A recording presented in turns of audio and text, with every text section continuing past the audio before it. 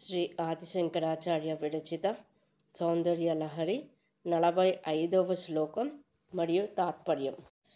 అరాళై స్వభావ్యాదలికలభశ్రీభిరలకై పరీతం తే వక్త్రం పరిహసతి పంకేరుహరుచిం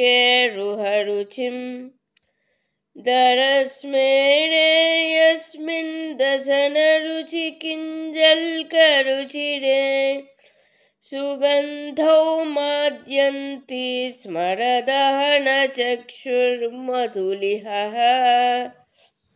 తల్లి, సహజముగానే వంకరలు తిరిగినవై పిల్ల తుమ్మెదల వంటి ముంగురులు చుట్టుకున్న నీ ముఖ కమలం పద్మాల సౌందర్యాన్ని పరిహసిస్తున్నది.